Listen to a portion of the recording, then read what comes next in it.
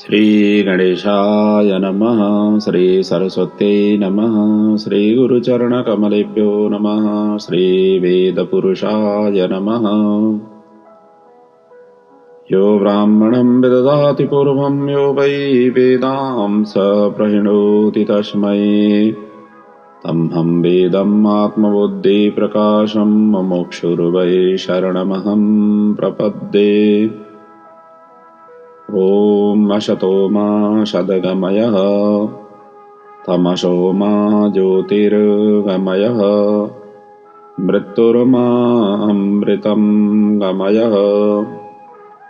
ॐ शान्तिः शान्तिः शान्तिः। ओम नमस्कार। जय श्री कृष्ण, जय श्री राधे। आप सभी के समक्ष आज से मैं मुंडक उपनिषद के ऊपर चिंतन मनन करने बैठा हुआ हूँ। ये उपनिषद के स्वरूप क्या है, इसका विषय वस्तु क्या है, किसके बीच का संवाद है आदि इत्यादि का सबसे पहले मैं चिंतन करूंगा। उसके पश्चात हम इस मुंडक उपनिषद के जो मंत्र हैं, मंत्र के ऊपर हम पहुंचेंगे। सबसे पहले तो इस उपनिषद में क्या विषय वस्तु का वर्णन है और कितना बड़ा है आदि इत्यादि का सबसे पहले चिंतन करें। यह उपनिषद अथर्ववेद के मंत्र भाग के अंतर्गत वर्णित है। इसमें पदार्थ और ब्रह्म विद्या, आत्मा और परमात्मा की तुलना और समता का विशेष रूप से वर्णन किया गया है। अथर्ववेद की शौनकी शाखा में इसका वर्णन मिलता है और इसमें 3 मुंडक है और प्रत्येक मुंडक के 2-2 खंड है।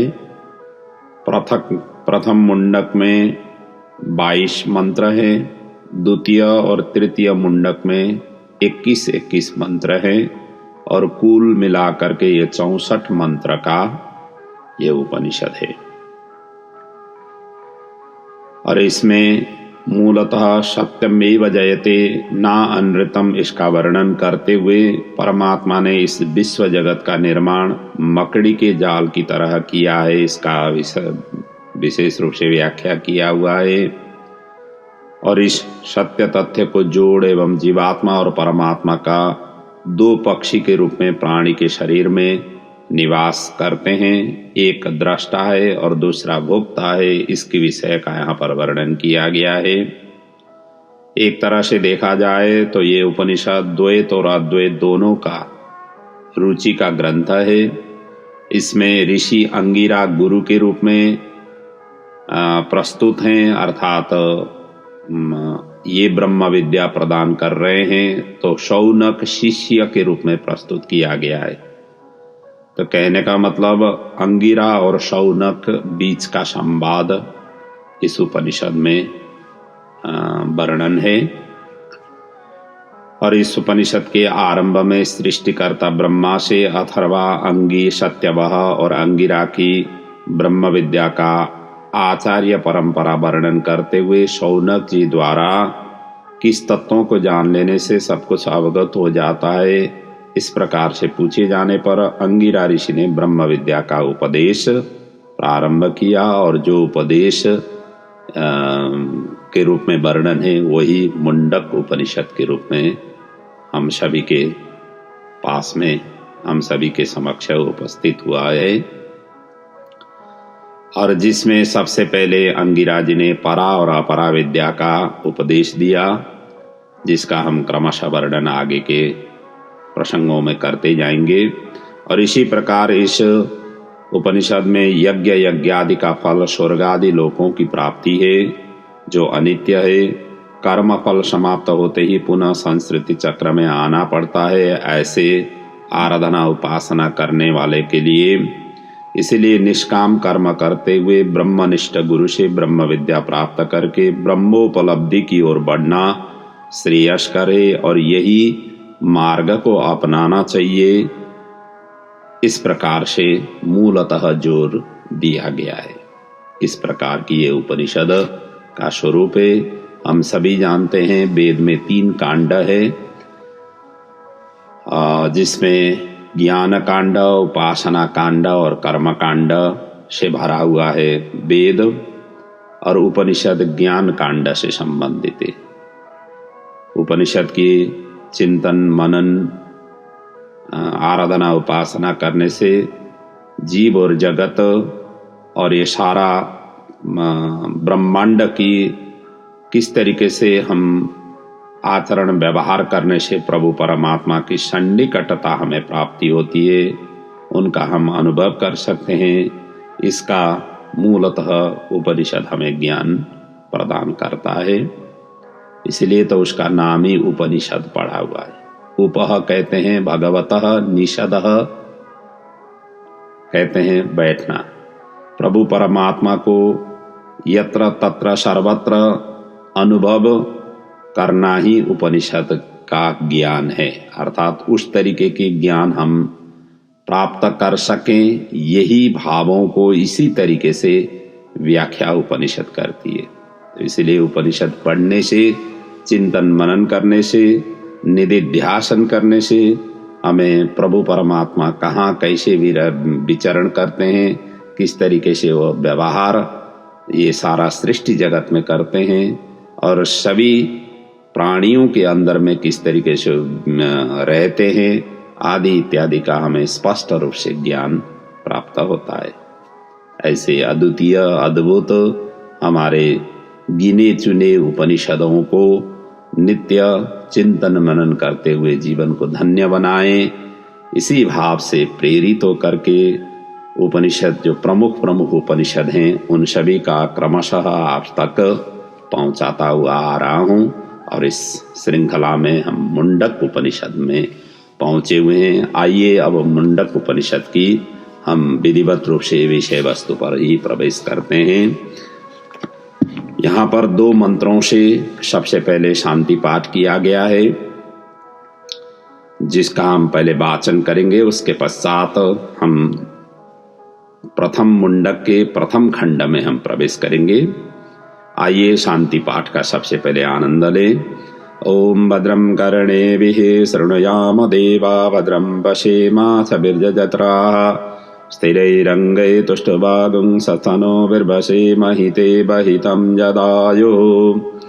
स्वस्ति न इन्द्रो वृद्धसभाः, स्वस्ति नः पूषा विश्ववेदाः, स्वस्ति न तार्क्ष्यो अरिष्टनेमिः, स्वस्ति नो बृहस्पतिर्दधातु। ये 2 मंगलाचरण स्वरूप शांति मंत्र हैं। इसके पश्चात यहाँ पर प्रथम खंड में हम प्रवेश कर रहे हैं। प्रथम खंड में कुल 9 मंत्र हैं, जहाँ पर प्रथम 3 मंत्र में भूमिका के रूप में, आचार्य परंपरा के रूप में यहाँ पर वर्णन किया गया है। ये ब्रह्म विद्या कहाँ से कैसे प्रकट हुआ और किस किस आचार्य प्रवर होते हुए आगे बढ़ा आदि का वर्णन ये पहला, दूसरा और तीसरे मंत्र में वर्णन किया गया है। और चौथे मंत्र से अंगिरा ऋषि के द्वारा शौनक जी को ब्रह्म ज्ञान का ब्रह्म ज्ञान प्रदान करते हैं। तो आइए प्रथम श्लोक में किस तरीके से वर्णन किया गया है उनका पहले वाचन करें। ओम ब्रह्मा देवानां प्रथमं संबभूव, विश्वस्य कर्ता भुवनस्य गोप्ता, स ब्रह्म विद्यं सर्वविद्या प्रतिष्ठा, अथर्वाय ज्येष्ठपुत्राय प्राह। और एक बात, ये मुंडक उपनिषद में गद्य और पद्य दोनों का ही सम्मिलन मिलता है। कहीं गद्यों में वर्णन है, कहीं पद्यों में वर्णन है। तो यहाँ पर आगे वर्णन कर रहे हैं, एक तरह से भूमिका के रूप में ही है 3 मंत्र। यहाँ पर कह जा रहा है कि इस मंत्र में कि सर्वशक्तिमान परब्रह्म परमेश्वर ने देवताओं में सर्वप्रथम ब्रह्मा प्रकट हुए, फिर उन्होंने ही सब देवताओं का महर्षि और मरीचि आदि प्रजापतियों को उत्पन्न किया, और साथ ही समस्त लोगों की रचना भी की, और उन सभी की रक्षा के सुदृढ़ नियम भी उन्होंने बनाए। और उनके सबसे बड़े पुत्र महर्षि अथर्वा थे और उन्हीं ने सबसे पहले ब्रह्मा जी ने ब्रह्म विद्या का उपदेश दिया था। और जिस ब्रह्मा विद्या से ब्रह्म के पर और अपर दोनों स्वरूपों का पूर्णतया ज्ञान हो उसे ब्रह्म विद्या कहते हैं और यही संपूर्ण विद्याओं का आश्रय है। इस प्रकार की भाव ये पहला श्लोक का है। दूसरे श्लोक में कहते हैं अथर्वणीयं प्रपदेत ब्रह्मा अथर्वतं पूर्ववाचा अंगिरे ब्रह्म विद्याम् स भारद्वाजाय सत्यवहाय प्राह भारद्वजो अंगिरसे परावराम। अब यहाँ कह रहे हैं कि अब किस तरीके से वो ब्रह्म विद्या का प्रचार आगे बढ़ा, ऋषि परंपरा किस तरीके से आगे बढ़ा, इसका वर्णन किया गया है दूसरे श्लोक में। वो कहते हैं अथर्वा ऋषि को जो ब्रह्म विद्या ब्रह्मा से मिली थी वही ब्रह्म विद्या उन्होंने अंगी ऋषि को बतलाई और उन्होंने भारद्वाज गोत्र में उत्पन्न सत्यवह नामक ऋषि को उन्होंने वर्णन किया। और भारद्वाज ऋषि ने परंपरा से चली आई हुई इस ब्रह्म विद्या पर और अपर दोनों स्वरूपों का ज्ञान कराने वाली इस ब्रह्म विद्या का उपदेश अंगिरा नामक ऋषि को उन्होंने प्रदान किया। अर्थात ब्रह्मा से लेकर अंगिरा तक की किस तरीके से इस ब्रह्म विद्या का प्रचार प्रसार आगे बढ़ा इसका यहाँ पर संक्षेप में वर्णन हुआ। अब जब अंगिरा तक आया, अब अंगिरा को ही गुरु बना करके शौनक जी ने इस ब्रह्म विद्या का दोहन किया अर्थात प्राप्त किया। और इसके विषय का वर्णन ये तीसरे मंत्र में तीसरे श्लोक में किया गया है। यहाँ पर ये तीसरे मंत्र में इस प्रकार से वर्णन है शौनको हवहि महाशालो अंगिरसम विधिवद उपसन्नः पप्रक्षः कस्मिन्नो भगवो विज्ञाते सर्वमिदं विज्ञातम भवतीति। अब ये शौनक ऋषि ये प्रसिद्ध एक महर्षि हुए हैं। हमारे पुराण ग्रंथों में तो शौनक तो बड़े भारी विश्वविद्यालय के अधिष्ठाता के रूप में वहाँ पर वर्णन किया गया है। पुराण के अनुसार वहाँ उनके ऋषि कुल में 88,000 ऋषि रहते थे, इस प्रकार का वर्णन वहाँ पर मिलता है।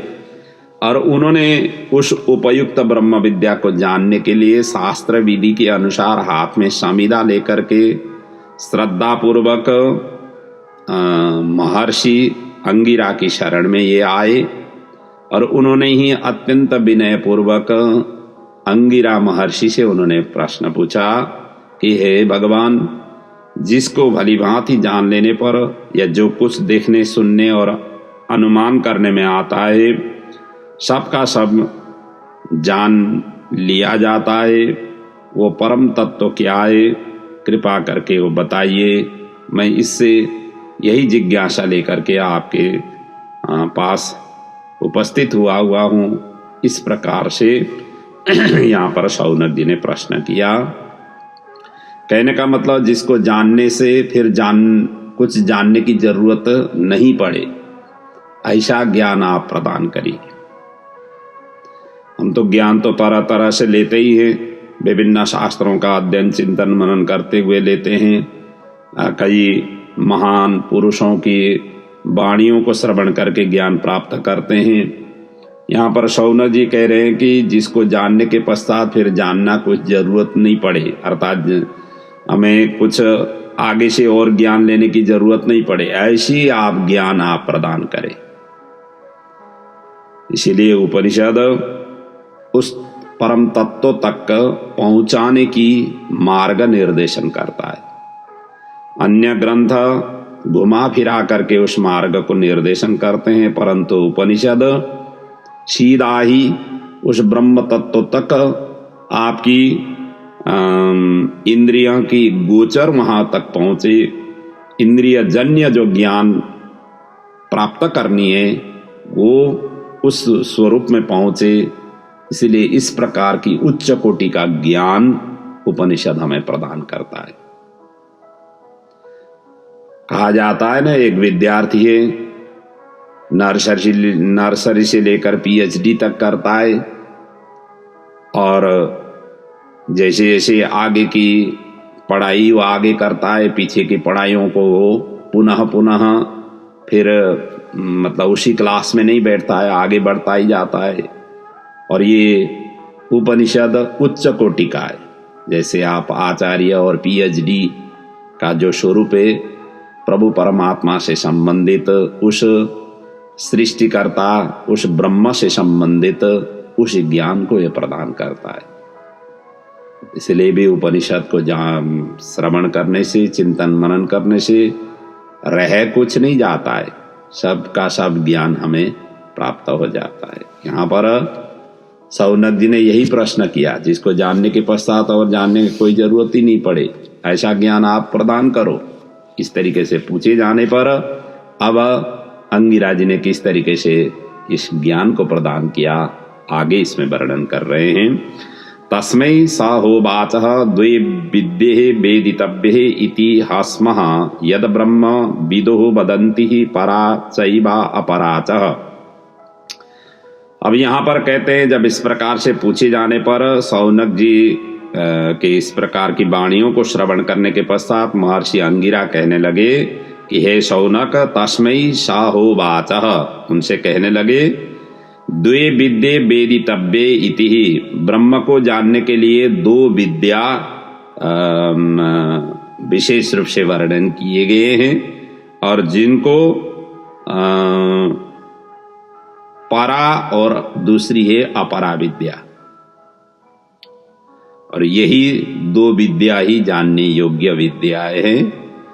और अभी ये परा और अपरा विद्या का यहाँ पर वर्णन किया, ये किस स्वरूप के हैं, इसके आगे 5वें मंत्र में इस तरीके से वर्णन कर रहे हैं।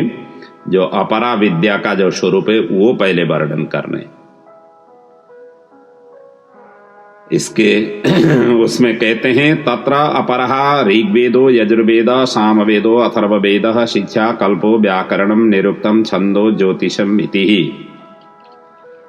अथा परः ययः तदक्षरः अधिगम्यते। अब यहाँ कहते हैं अक्षर और क्षर का यहाँ पर प्रसंग उठाया अंगिरा जी ने। कहते हैं परा विद्या तो अक्षर विद्या है और अपरा विद्या क्षर विद्या है। और अपरा विद्या के अंतर्गत 4 वेद और 6 शास्त्र, कुल मिलाकर के 10 शास्त्रों का यहाँ पर वर्णन किया, जिसमें ऋग्वेद, यजुर्वेद, सामवेद, अथर्ववेद ये 4 वेद हुए। उसी प्रकार शिक्षा, कल्प, व्याकरण, निरुक्त, छंद, ज्योतिष ये 6 विद्याएं। तो ये कुल मिलाकर के 10 शास्त्रों का चिंतन मनन ही अपरा विद्या से संबंधित है। और इससे जो ज्ञान लेकर के उस प्रभु परमात्मा की जो सर्वव्यापक है उसका अनुभव करना वो परा विद्या है। इसलिए यहाँ पर ये कहते हैं कि अपरा विद्या से भोगों की उपभोग करने का प्रकार, भोग सामग्रियों की रचना, उनकी उपलब्ध करने का नाना साधन आदि का वर्णन ये अपरा विद्या करती है। जैसे अब ऋग्वेद है, यजुर्वेद है, सामवेद है, अथर्ववेद है और 4 वेद हो गया, उसी प्रकार के नाना प्रकार की यज्ञों का विधि इसमें वर्णन विस्तार पूर्वक से किया गया है। और जगत के सभी पदार्थ और विषयों का वेदों में भलीभांति वर्णन किया गया है। और इस समय वेदों की सब शाखाएं हालांकि पूर्ण रूप से प्राप्त हुई है और उन सभी का ज्ञान प्राप्त करते करते हमें इन सभी का अनुभव हम खुद ही कर सकते हैं। और यही वेदों की पाठ करने का उच्चारण की विधि जो प्रक्रिया है उसको शिक्षा कहा गया है, जिसमें यज्ञ आदि की विधि बताई गई है, उसको कल्प कहा गया है। और वैदिक और लौकिक शब्दों के अनुशासन का, प्रकृति प्रत्यय विभाग पूर्ण शब्द साधन की प्रक्रिया, ये सभी का जो वर्णन कारण सहित जो बताई गई है उसको निरुक्त कहा, मतलब शब्दों का जो प्रयोग है, नियमों का उपदेश है उसको व्याकरण कहा गया है। और वैदिक शब्दों का जो कोश है उसमें अमुक पद अमुक वस्तु का वाचक है, इस प्रकार से जो वर्णन किया गया है उसका कारण सहित जो बताया गया है उसको निरुक्त कहते हैं। और वैदिक छंदों की जाति भेद और इस सभी को बताने के लिए छंद कहा गया है। और ग्रह और नक्षत्र की स्थिति, गति और उनके साथ हमारा क्या संबंध है आदि इत्यादि का जो वर्णन है उस ज्योतिष शास्त्रों में बताई गई है। इस प्रकार से 4 वेद और 6 वेदांग, ये कुल मिलाकर के 10 जो विद्याएं हैं ये अपरा विद्या के अंतर्गत आ जाते हैं। अब इसके पश्चात आगे मंत्रों में कहते हैं जो परा विद्या के द्वारा जिसका ज्ञान होता है और अविनाशी ब्रह्म कैसे होते हैं उसके विषय में वर्णन करते हैं। अर्थात अपरा विद्या तो हमने समझ में आ गया कि कौन कौन सी शास्त्र है,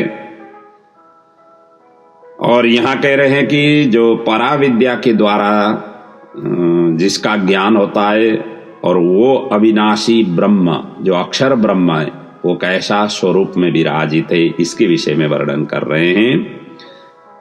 यत्तत् अदृश्यम अग्राह्यम अगोत्रम अवर्णम अचक्षुश्रोत्रम अपाणिपादम नित्यम विभुम सर्वगतम सुसूक्ष्मम तद अव्ययम यद्भूतम योनिम परिपश्यन्ति धीराः।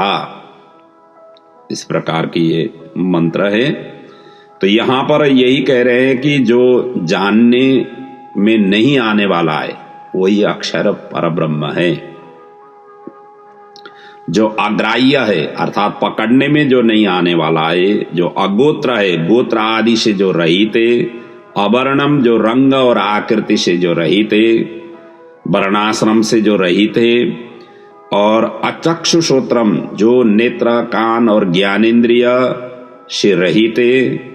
और आगे जाकर के कहते हैं अपाणिपादम, वो कहते हैं पाणिपाद ये हाथ और पैर अर्थात कर्मेंद्रियों से भी रहित है, ज्ञानेन्द्रिय और कर्मेंद्रिय से भी रहित है जो है, और जो नित्य है इतना रहित होते हुए भी जो नित्य है, सर्वव्यापी है, सब में फैला हुआ है, अत्यंत सूक्ष्म अविनाशी परब्रह्म है और समस्त प्राणियों के परम कारण स्वरूप है, और ज्ञानी जन जिसे सर्वत्र परिपूर्ण रूप से देखते हैं, सर्वव्यापक उस प्रभु परमात्मा का जो अनुभव करते हैं वही पराविद्या का ज्ञान से, पराविद्या की ज्ञान से हमें प्राप्त होता है।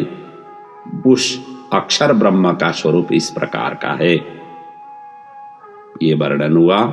आगे जाकर के कहते हैं वो जगदात्मा परमेश्वर समस्त भूतों के परम कारण कैसे हैं, संपूर्ण जगत उसमें किस प्रकार उत्पन्न होता है, इस विषय पर आगे के मंत्रों में वर्णन कर रहे हैं।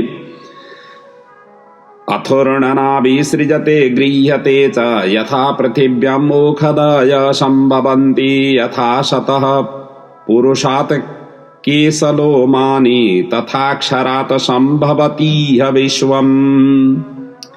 अब यहां पर 3 उदाहरण दे करके उस बातों को स्पष्ट कर रहे हैं इस ये मंत्रों में। एक तो मकड़ी का यहां पर उदाहरण दिया, दूसरा उदाहरण ये कह रहे हैं कि पृथ्वी में जिस प्रकार के अन्न लता तृण वृक्ष आदि औषधियां जिस प्रकार से उत्पन्न होते हैं, इस प्रकार की यहाँ पर जैसे बीज डाली गई है उसी प्रकार की वो स्वरूपों का जो प्रकट होना, ये दूसरा उदाहरण दिया है। और तीसरा उदाहरण मनुष्य के शरीर के उदाहरण की यहाँ पर प्रदान किया हुआ है। जिस प्रकार जो जीवित मनुष्य है उनके केस नख और उनका स्वरूप रोए नख ये अपने आप ही उत्पन्न होकर के वृद्धि को प्राप्त करते हैं, बढ़ते रहते हैं और स्वतः ये विस्तार को प्राप्त करते हैं। इनमें कोई प्रयत्न शरीर को करना नहीं पड़ता है। उसी प्रकार धरती माता को भी कोई प्रयत्न नहीं करना पड़ता है। उसी प्रकार जो मकड़ी है, मकड़ी अपने आप ही जाल को बुन लेता है जब तक उसको जाल में जो कुछ भी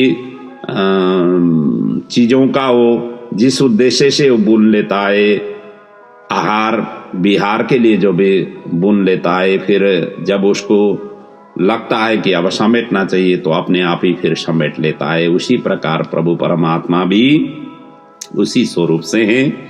इस प्रकार की ही भाव इसमें व्यक्त किया गया है। तो आगे जाकर के कहते हैं, तपसा चीयते ब्रह्म ततो अन्ना अभिजायते अन्नात् प्राणो मनः सत्यम लोकः कर्मसु चामृतम। अब वो परब्रह्म विज्ञानमय तप से वृद्धि को प्राप्त कर लेता है। जब उनको सृष्टि करने की इच्छा रहती है, व्यापक होने की जब इच्छा रहती है, तो वो अपने आप ही तपः स्वरूप से वो विस्तार को प्राप्त कर लेते हैं और समस्त लोक कर्मों से सुख दुख रूप फल उत्पन्न, जिसके द्वारा फिर समस्त लोकों में उत्पन्न होता है। इसलिए कहा गया है कि उस जगत की रचना का जब समय आता है, तब समय परब्रह्म परमेश्वर अपने संकल्प रूप तप से वृद्धि को प्राप्त होते हैं और उनमें विविध रूप वाली सृष्टियों के निर्माण का संकल्प उठता है और जीवों के कर्मानुसार उन परब्रह्म पुरुषोत्तम में जो सृष्टि के आदि में स्फुरणा होती है, मानो उनका वो तप है। और उसी स्फुरणा से ही होते ही भगवान जो पहले अत्यंत सूक्ष्म रूप से रहते हैं और उसकी अपेक्षा वो स्थूल हो जाते हैं और सृष्टिकर्ता ब्रह्मा का रूप धारण कर लेते हैं। ब्रह्मा से सब प्राणियों की उत्पत्ति वृद्धि करने वाला अन्न उत्पन्न हो जाता है और फिर अन्न से क्रमशः प्राण मन कार्य रूप 5 महाभूत समस्त प्राणी और उनके वासस्थान, उनके भिन्न भिन्न कर्म और उन कर्मों से उनका अवश्यम भावी सुख दुख रूप फल इस प्रकार से प्रकट होने लग जाते हैं और यही मूलतः संपूर्ण जगत का स्वरूप है। आगे अब अंतिम मंत्र में इस प्रथम खंड का उपसंहार करते हुए अंगिरा जी कहते हैं, य सर्वज्ञ सर्वविद्यस्य ज्ञानमयं तपः तस्मात् एतत् ब्रह्म नाम रूप अन्नम च जायते। कहते हैं जो सर्वज्ञ सबको जानने वाला है और जिसका ज्ञानमय तप है, उसी परमेश्वर से यह विराट रूप जगत नाम रूप भोजन उत्पन्न होते हैं। इस प्रकार से यहाँ पर इस मंत्र में वर्णन किया गया है। कहने का मतलब वही प्रभु परमात्मा ही संपूर्ण जगत के कारणभूत परम पुरुष परमेश्वर साधारण रूप से विशेष रूप से भी सभी के भली भांति वो जानते हैं। उन परब्रह्म का एकमात्र ज्ञान ही तप है। तप के ही द्वारा उन्हें ज्ञान प्राप्ति, उनका ज्ञान प्राप्त वो कर लेते हैं और उन्हें साधारण मनुष्य की भांति जगत की उत्पत्ति के लिए कष्ट सहन करके तप करना नहीं पड़ता है। उन सर्वशक्तिमान परब्रह्म परमेश्वर के संकल्प मात्र से ही यह प्रत्यक्ष दिखने वाला विराट रूप जगत, जिसे अपर ब्रह्म कहते हैं, अपने आप प्रकट हो जाता है और समस्त प्राणियों और लोकों के नाम रूप और आहार आदि भी उत्पन्न हो जाते हैं। तो इस प्रकार की ये वर्णन इस अंतिम मंत्र में किया गया है। जैसे कि शौनक ऋषि ने पूछा था कि किसको जानने से ये सब कुछ जान लिया जाता है, उसी के उत्तर में इन्होंने ये समस्त जगत के परम कारण पर ब्रह्म परमात्मा से जगत की उत्पत्ति बतला करके संक्षिप्त में यही बात उन्होंने समझाया है कि उन सर्वशक्तिमान सर्वज्ञ सबके कर्ता धर्ता परमेश्वर को जान लेने पर ये सब कुछ ज्ञात हो जाता है। ये भावों का उन्होंने उत्तर के रूप में प्रदान किया और यहीं आकर के प्रथम मुंडक के प्रथम खंड का प्रसंग यहाँ पर पूर्ण किया गया है और आज के प्रसंग को भी मैं यहीं पूर्ण करने जा रहा हूँ और प्रथम मुंडक के द्वितीय खंड की प्रसंगों को हम कल की चिंतन माला में प्रस्तुत करेंगे। आशा है इन उपनिषदों का चिंतन मनन करते हुए जीवन को धन्य बनाएं। जीवन हमारा अल्प है, शास्त्र बहुत सारे हैं। सभी शास्त्रों को हम अपने जीवन के अंतिम क्षण तक भी लगाते जाएं, अध्ययन अनुशीलन अनुगमन करते जाएं तो भी पार नहीं पा सकते हैं। तो जितना बने, जो जो हमें जरूरत है, जहाँ से हमें ज्ञान जितना हम ले सकते हैं, लेते हुए जीवन को सहज और सरल बनाएं। यही मूल ध्येय और ज्ञेय के साथ आप सभी के समक्ष इन उपनिषदों का मर्मों को क्रमशः प्रस्तुत करता हुआ आ रहा हूँ। आशा है आप सभी लाभान्वित होते हुए जीवन को धन्य बनाएं। यही प्रभु चरणों में वंदना प्रार्थना सहित आज के जो वाक पुष्प है प्रभु के चरणों में समर्पित करते हुए मैं यहाँ पर विराम ले रहा हूँ। ओम पूर्णमदः पूर्णमिदं पूर्णात् पूर्णमुदच्यते पूर्णस्य पूर्णमादाय पूर्णमेवावशिष्यते। ओम शांति शांति शांति। ओम।